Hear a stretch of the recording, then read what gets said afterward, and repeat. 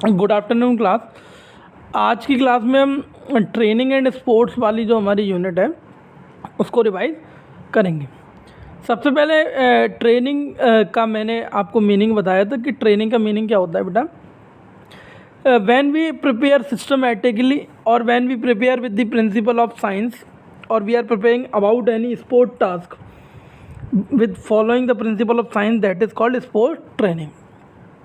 जब कोई एक इंडिविजुअल साइंस को लेते हुए या फिजिक्स के एप्लीकेशन या फिजिक्स के प्रिंसिपल के एप्लीकेशन के साथ अगर किसी भी स्पोर्ट्स की प्रिपरेशन कर रहा है तो प्रिपरेशन हमारे लिए स्पोर्ट ट्रेनिंग कहलाएगी। स्पोर्ट ट्रेनिंग एक बहुत ही इम्पोर्टेंट एस्पेक्ट है, ठीक है। क्योंकि देखिए साइंस क्या करता है बेटा, हमारा जो ट्रेनिंग प्रोग्राम है या हमारे जो स्किल्स हैं उनको एकदम इजी कर देता है हमारे लिए, ठीक है। और हमारे जो ट्रेनिंग प्रोग्राम है यानी कि ट्रेनिंग की ड्यूरेशन जो एक्टिविटी है उसको थोड़ा सा हमारे लिए मॉडिफाई और हार्ड कर देता है। हम इस तरीके से ट्रेनिंग करते हैं कि हमारा जो कंपटीशन है या हमारे जो अदर कंपटीटर हैं वो हमसे जीत ना पाए, ठीक है। We do our best at the time of event, और ये पॉसिबल कब हो सकता है, जब हम प्रॉपर ट्रेनिंग करते हैं, ठीक है ना।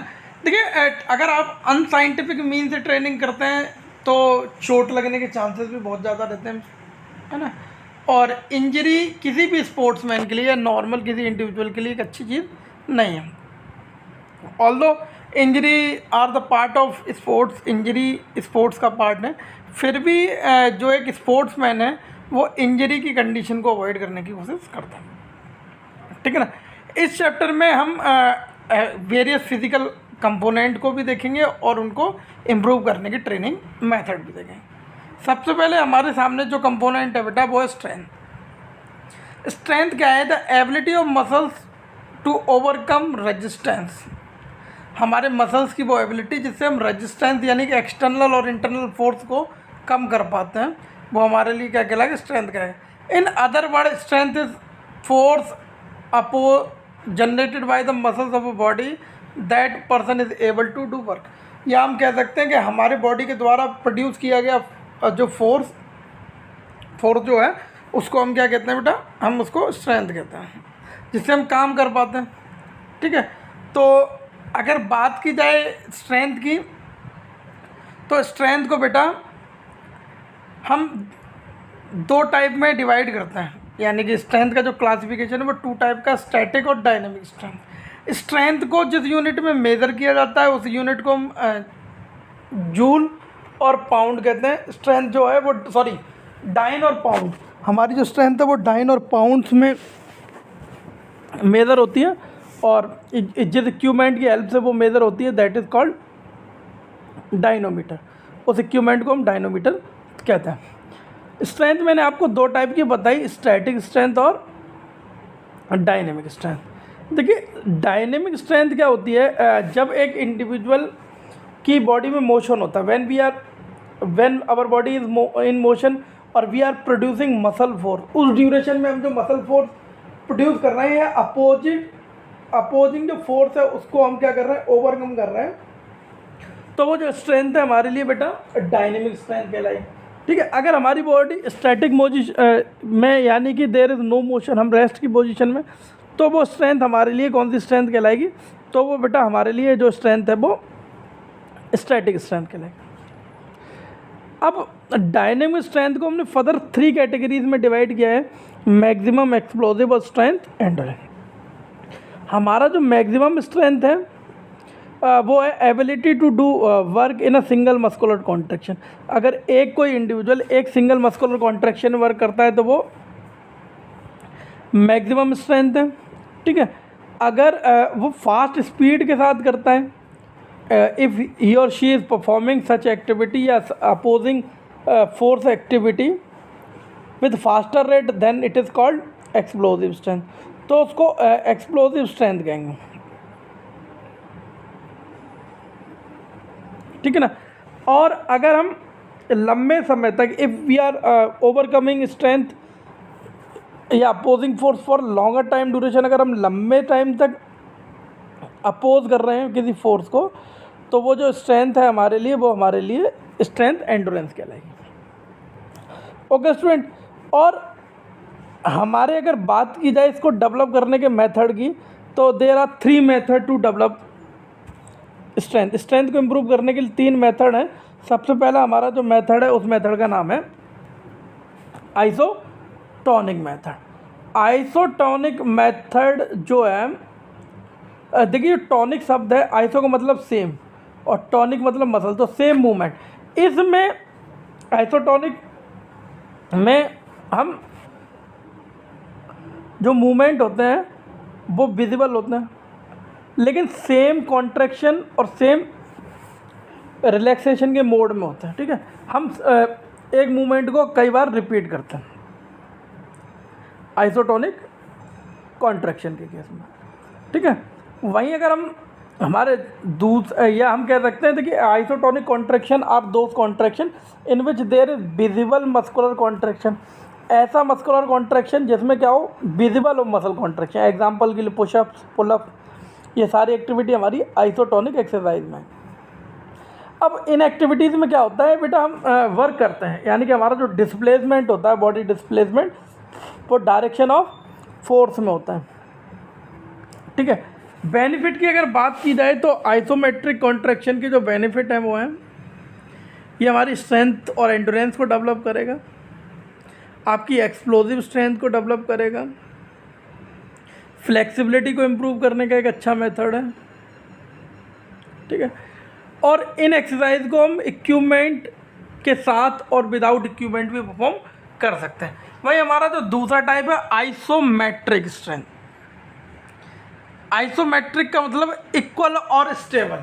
ठीक है, इस टाइप के एक्सरसाइज में, इस टाइप के मेथड में क्या होता है, जो हमारे मसल साइज होते हैं या मसल्स हैं, उनका जो कॉन्ट्रैक्शन है वो विजिबल नहीं है, हम उस कॉन्ट्रैक्शन को देख नहीं पाते। ठीक है, एग्जांपल के लिए पुशिंग द बॉल, जैसा कि आप डायग्राम में देख रहे हो कि एक लोग बॉल को पुश कर रहा है। होता क्या है स्टूडेंट, इस मेथड में जो वर्क डन होता है वो 0 होता है। ठीक है, ना तो कोई डिस्प्लेसमेंट होता, जब डिस्प्लेसमेंट नहीं है तो कोई वर्क भी नहीं है। ठीक है, लेकिन हमारे जो मसल्स हैं उन पे लोड पड़ता है, जिसकी वजह से हमारी जो स्ट्रेंथ है वो इम्प्रूव हो जाती है।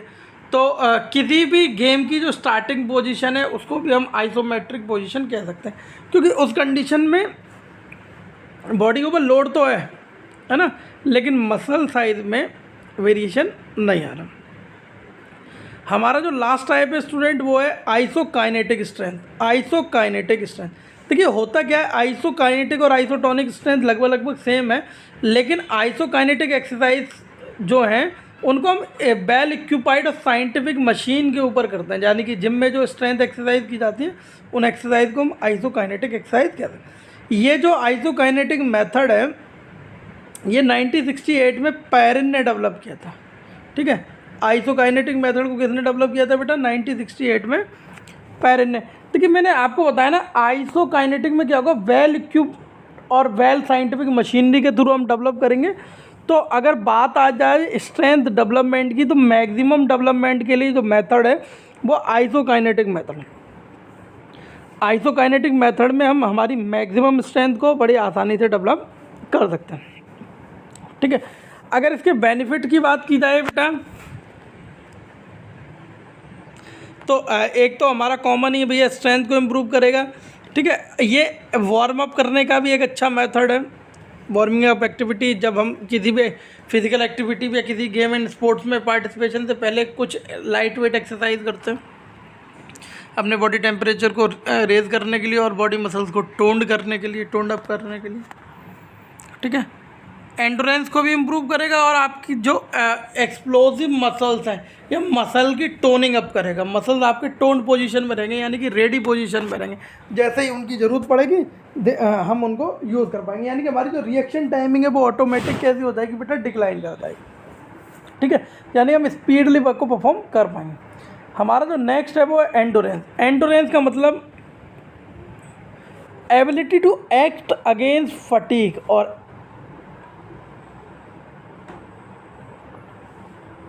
ठीक है, एक्ट अगेंस्ट फटीग। जो फीलिंग ऑफ टायर्डनेस है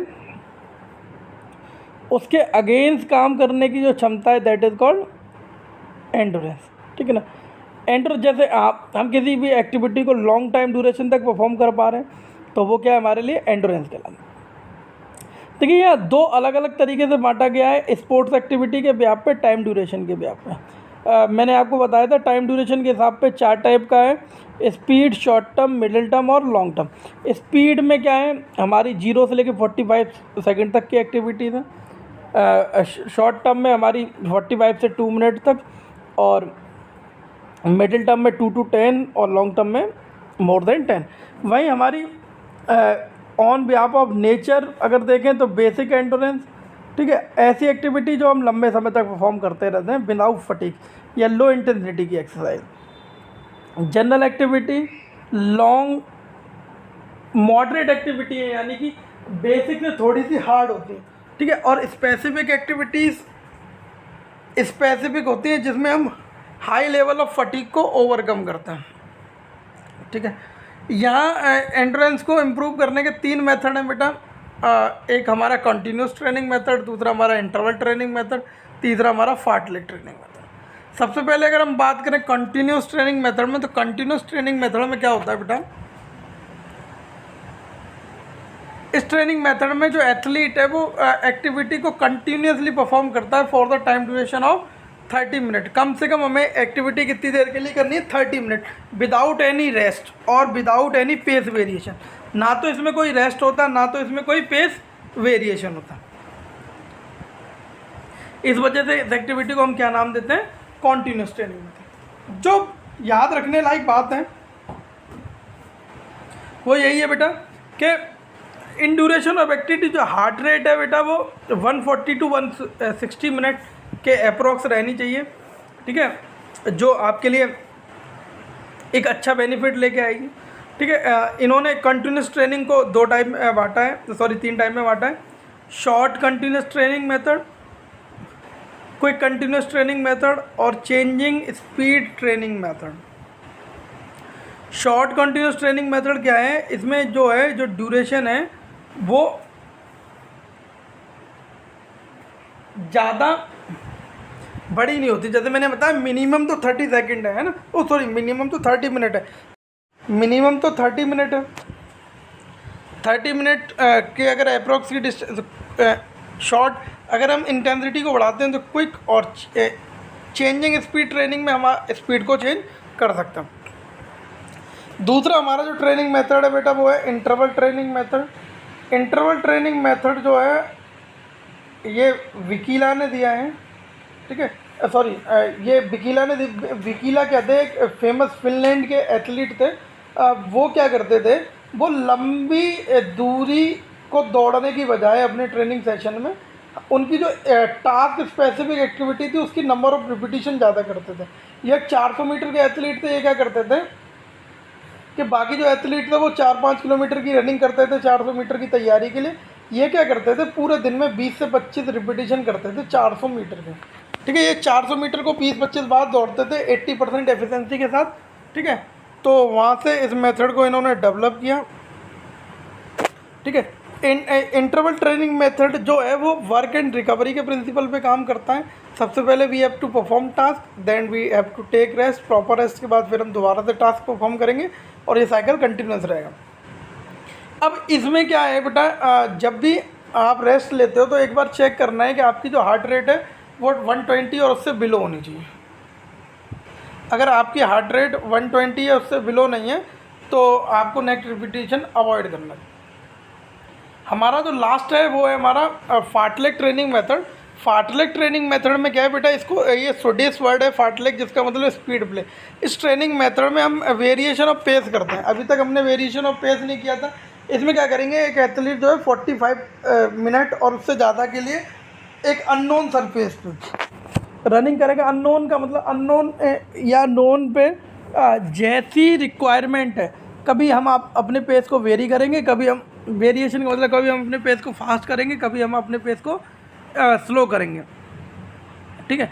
और इससे क्या होता है, हमारी जो रिएक्शन एबिलिटीज़ हैं वो भी एंड्योरेंस एबिलिटीज़ के साथ साथ क्विक रेस्पॉन्स देती हैं। ठीक है, नर्वस सिस्टम जैसे आपने देख रखा हो, जब हम बाइक चलाते हैं तो क्या होता है, रोड पे ऑब्स्टिकल को देख के उसको मूव कराते हैं।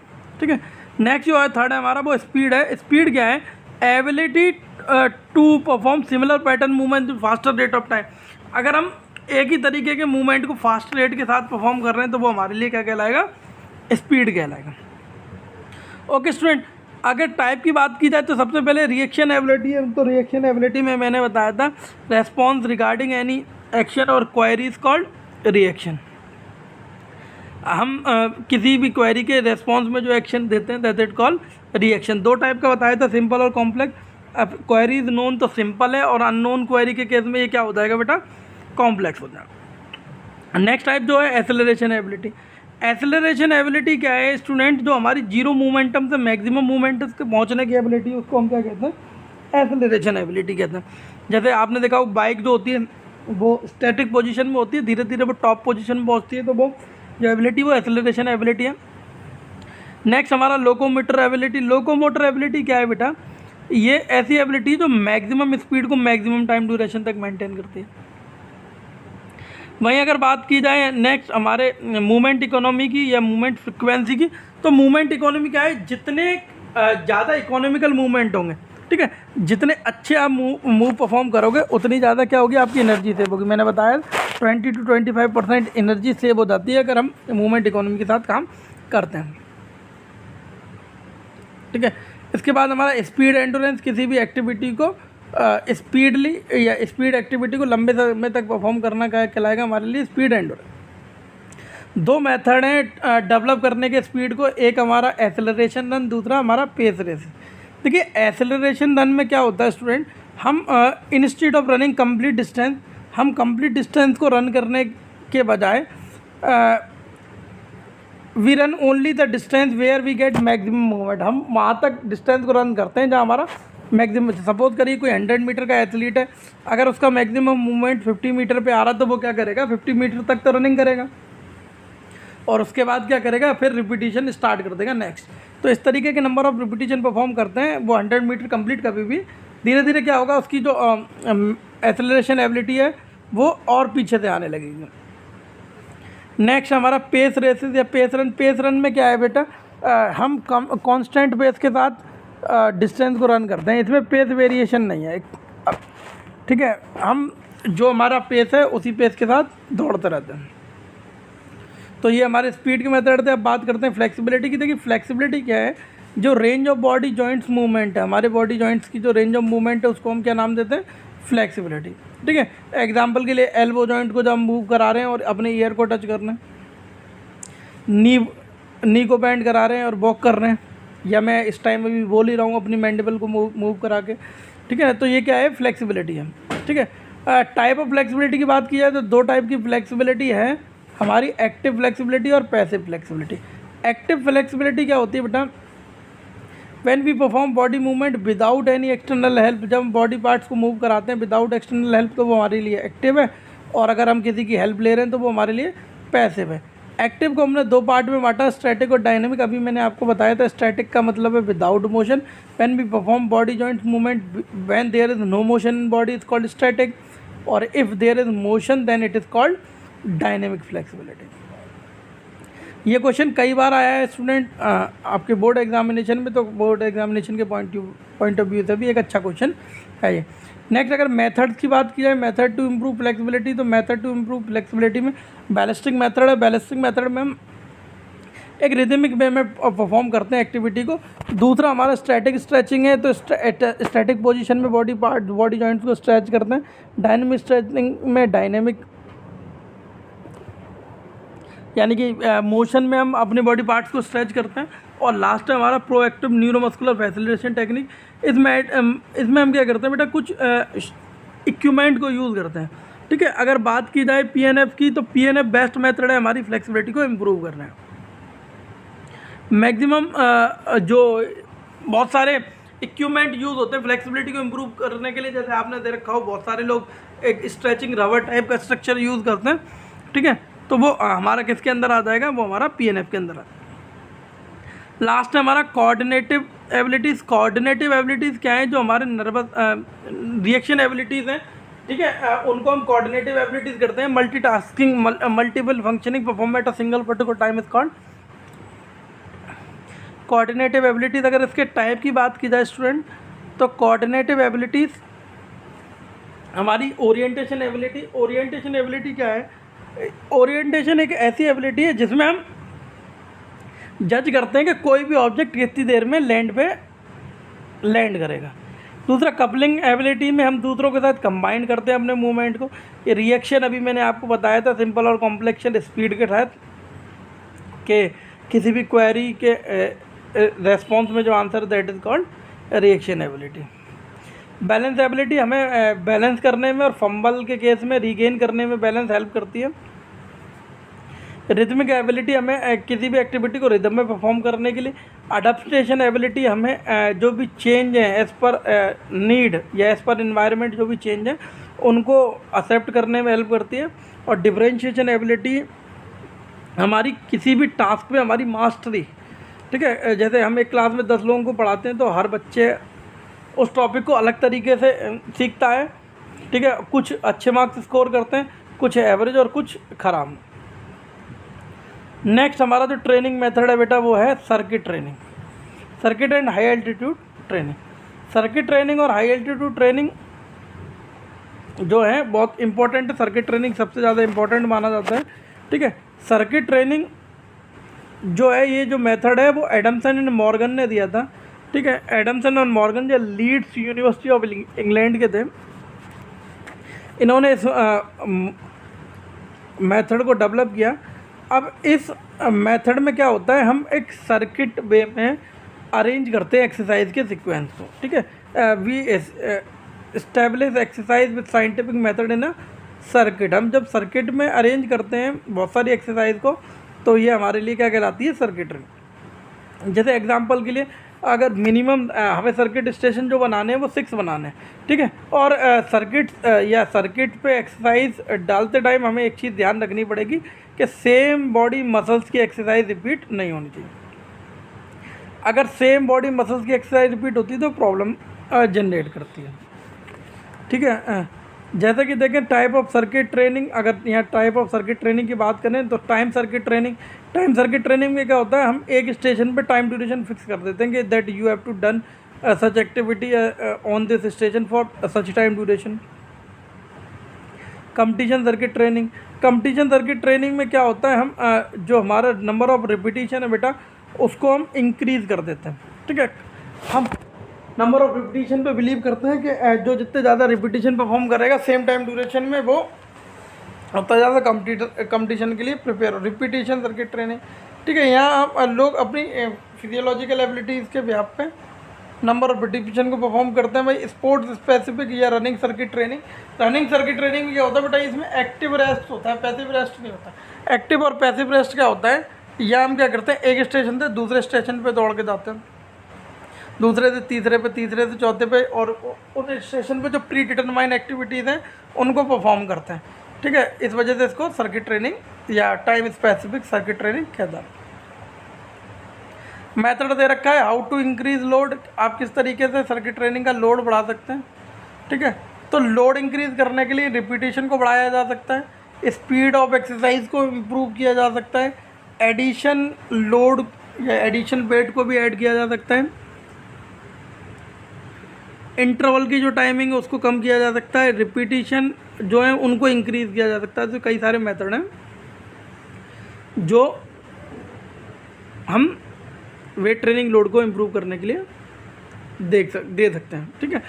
बात की जाए हाई एल्टीट्यूड ट्रेनिंग की, तो हाई एल्टीट्यूड ट्रेनिंग एक ऐसा ट्रेनिंग मेथड है जिसमें हम क्या करते हैं, एल्टीट्यूड वेरिएशन के साथ ट्रेनिंग करते हैं, या जो training done at the height more than 5000 feet, हम जो माउंटेन पे ट्रेनिंग करते हैं उसको हाई एल्टीट्यूड ट्रेनिंग कहते हैं।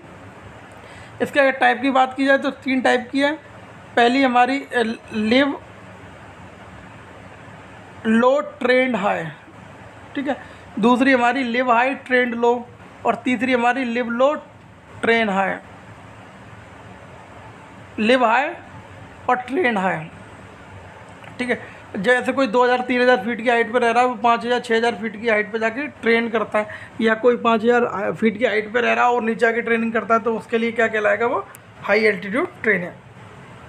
देखिए हाई एल्टीट्यूड ट्रेनिंग क्या करती है, इसके बेनिफिशियल इम्पैक्ट है, ये ऑक्सीजन हीमोग्लोबिन की परसेंटेज को स्ट्रॉन्ग कर देती है, जिससे हमारी बॉडी में लार्ज अमाउंट में ऑक्सीजन का सर्कुलेशन होता है, और वो हमारी मेटाबॉलिक रिएक्शंस को या हमारी एनर्जी प्रोड्यूसिंग जो केमिकल रिएक्शंस है उनको इंक्रीज़ कर देता है, ठीक है। वहीं अगर बात की जाए इसके नेगेटिव इम्पैक्ट की, तो ये क्या करता है, जो ब्लड है उसको थिकर कर देता है, जिसकी वजह से ब्लड रिलेटेड प्रॉब्लम होने के चांस ज़्यादा रहते हैं।